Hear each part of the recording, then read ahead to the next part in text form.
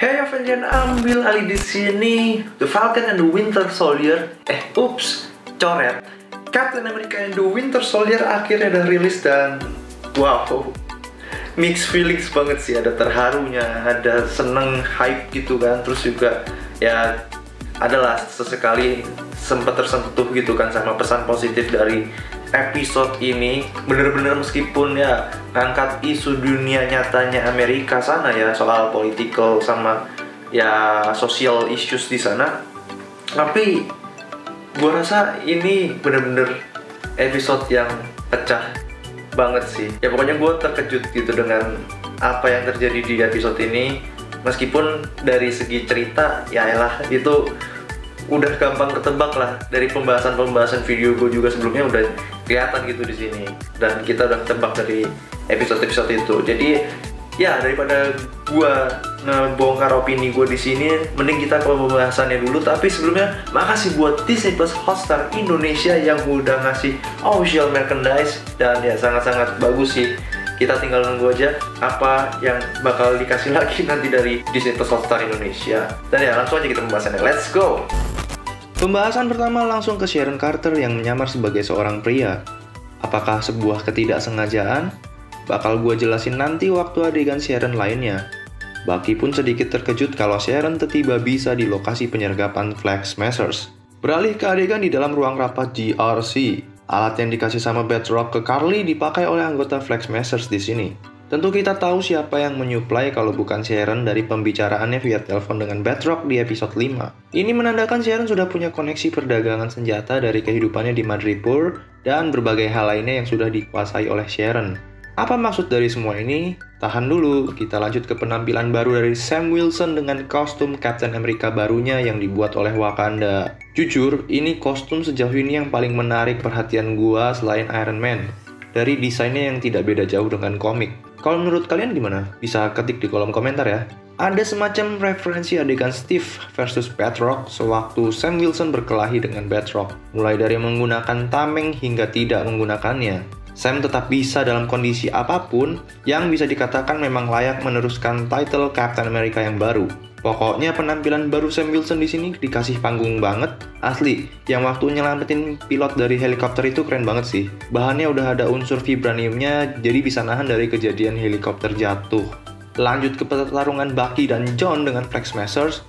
Merinding parah sih, Bucky bener-bener baik hati. Dan John Walker yang gak bisa nolerir kematian temennya, bikin dia ngeluarin sisi baiknya demi balas dendam sih motifnya. Tapi setidaknya ada perlahan perubahan ke arah yang lebih baik kalau sesuai dengan komik. Meskipun bakal ngelaluin fase gelapnya dulu ya, yang akan kita temukan di penampilan John Walker lainnya nanti. Bicara soal kostum baru buatan Wakanda, ternyata dalam air pun masih bisa berfungsi dengan baik. Apakah ini semacam petunjuk bahwa teknologi Wakanda mau di air pun juga bisa dipakai sebagai persiapan untuk melawan Namor, yang petunjuknya sudah ada beberapa di MCU. Patut ditunggu kebenarannya. Selanjutnya ke adegan penyelamatan anggota GRC yang ingin dijatuhkan oleh Karli. Di sini gue tersentuh banget gimana John yang akhirnya mulai sedikit terbuka hatinya menyelamatkan orang, dan juga Sam Wilson yang meskipun tanpa serum tetap bisa menahan sekuat tenaga dengan bantuan sayap barunya, dan tentunya Red Wings. Lalu ekspresi Bucky yang terlihat bangga, gua sampai lupa kalau ini acting, tapi tetap bikin terharu gestur yang ditampilin sama mereka. Bahkan ada pesan soal isu ras dari dialog pemeran pendukungnya bahwa Sam bukan Falcon yang berkulit hitam, tapi dialah Captain America. Sebuah gerakan yang baik nih dari Marvel. Lompat ke adegan pembongkaran fakta bahwa benar Sharon adalah power broker yang udah diduga selama ini. Dimana Karli tahu soal ini, tapi Batroc baru tahu. Nah, balik ke pembahasan soal Sharon yang menyamar. Kemungkinan alat penyamaran itu dia gunakan untuk bernegosiasi secara nyata dengan siapapun yang ingin bertemu dengan power broker, salah satunya juga Batroc. Jadi jelas saat Sharon pernah menyebut power broker itu laki-laki, hanyalah kedok untuk menutupi gerak-geriknya tanpa diketahui orang lain termasuk Sam Wilson.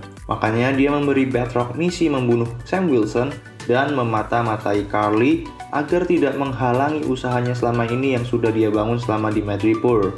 Tentu Sharon masih punya variasi alat canggih yang akan kita lihat di masa depan MCU dan mencari tahu siapa penyuplainya. Karena Nagel pembuat serum sudah mati, sehingga tidak akan ada lagi super serum. Nah, habis itu kita diperlihatkan sedikit keakraban John dan Bucky yang meskipun Bucky masih sebal dengannya, yang bisa membawa ke cerita dirinya akan berduet dengan Bucky ketika John sudah benar-benar berubah menjadi lebih baik, mengingat kontrak Sebastian Stan yang masih ada 3 proyek MCU lagi, dan bisa saja hal ini terwujud karena duet baru Sam Wilson nantinya adalah Joaquin Torres sebagai Falcon yang baru. Dan show stealer dari final episode ini adalah waktu pidato Sam Wilson sebagai Captain America yang baru, meskipun ngangkat isu politik sosial di Amerika. Tapi pesannya kena banget buat semua orang soal menghargai dan menempatkan diri di posisi orang lain tanpa egosentris. Kalau di WandaVision yang terkenang pesannya waktu Vision ngasih quote ke Wanda, kalau di sini speech-nya Sam Wilson ditambah potongan-potongan ekspresi yang menambah emosional. Setelah itu kita dikasih tunjuk para anggota Flag Smashers tewas dalam ledakan yang dilakukan oleh pelayan dari Zemo. Zemo lalu tahu soal kabar itu dari radio dan terlihat senang dengan memeluk buku yang dia baca yaitu Machiavelli. Seterusnya strategi politis ini bakal kita temui karena Zemo seperti terinspirasi dari bukunya. Penjelasannya bisa kalian tonton di video terkait hal tersebut. Fakta baru kita temukan lagi di sini bahwa Val dan Zemo sudah bekerja sama yang tentunya ini mengarah pembentukan tim baru yang anti superhero, bisa jadi Thunderbolts. Lalu bagaimana Zemo malah difasilitasi enak banget seperti koruptor Indonesia di episode ini ya. Padahal sewaktu beberapa anggota Avengers termasuk Sam Wilson di penjara di The Raft, mereka tidak diberi fasilitas hiburan kayak Zemo. Dugaan gue masih sama seperti video sebelumnya, bahwa General Ross lah yang membiarkan Zemo mendapat fasilitas enak karena keperluannya untuk mewujudkan tim Thunderbolts. Kita lihat nanti kebenarannya di project MCU terkait teori ini, dimulai dengan identitas baru Walker sebagai US Agent. Hal yang bikin merinding terharu lainnya adalah usaha Sam Wilson agar Amerika tahu bahwa Isaiah Bradley adalah bagian dari sejarah sosok Captain America. Elijah pun juga diajak ikut, semacam petunjuk bahwa Ellie bisa jadi juga terinspirasi dan muncullah karakter Patriot. Tapi apakah darah yang mengalir di dirinya sudah terkandung kekuatan superhuman atau tidak? Tentu disimpan oleh Marvel rapat-rapat. Kalaupun tidak, bisa jadi akan ada momen transfusi darah Isaiah ke Elijah, atau ya seperti Sam Wilson, mengandalkan kekuatannya diri sendiri. Menarik. Terakhir soal post-credit scene Sharon Carter yang semakin menjadi sebagai power broker versi MCU. Apakah kasusnya bakal kayak The Mandarin, di mana yang aslinya nanti akan muncul, atau memang dia beneran berganti identitas jadi power broker? Jawabannya di project MCU lainnya, tapi yang jelas Carter menjadi punya peluang bisnis tersembunyi yang semakin banyak dan menguntungkan. Ini bakal jadi modal cerita untuk Armor Wars, Ironheart, dan juga Secret Invasion sebagai penyuplai barang-barang persenjataannya dan informasi rahasia pemerintah. Makin gak sabar ya buat lihat project MCU lainnya. Dan itu yang bisa gue bagiin pembahasannya dari The Falcon and the Winter Soldier finally episode ini. Gue tahu banyak banget teori yang berkeliaran di luar sana. Salah satunya yang sempat gue baca adalah Sharon Carter itu adalah Skrull gitu. Well, oke. Emang ada Project Secret Invasion, tapi bukan berarti apa-apa yang berkaitan dengan hal-hal negatif kayak Tyler Hayward. Terus juga ya banyaklah beberapa villain atau pemeran yang masih misterius ada di antagonis atau protagonis gitu kan, langsung dicap sebagai Skrulls gitu. Ya kita tahu ada agent FBI juga ya yang mulai menyamar dari Skrulls jadi anggota FBI yang di film serial maksudnya WandaVision. Tapi gak mungkin Sharon itu Skrulls, kenapa? Karena ya dia pakai penyamaran gitu, alat penyamaran.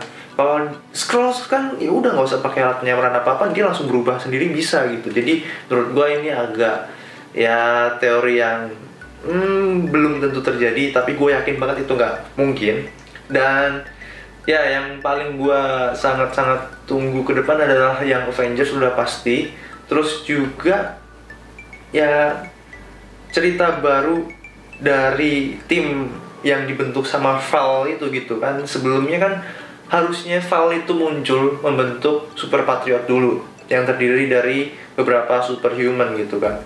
Tapi di sini diubah dengan dia membentuk langsung sendiri gitu, entah Dark Avengers karena si US Agent ini juga pakai kostum sesuai komiknya, dan Black sempat ada mentionan soal bahwa dia memakai kostum yang sama tapi diubah menjadi hitam.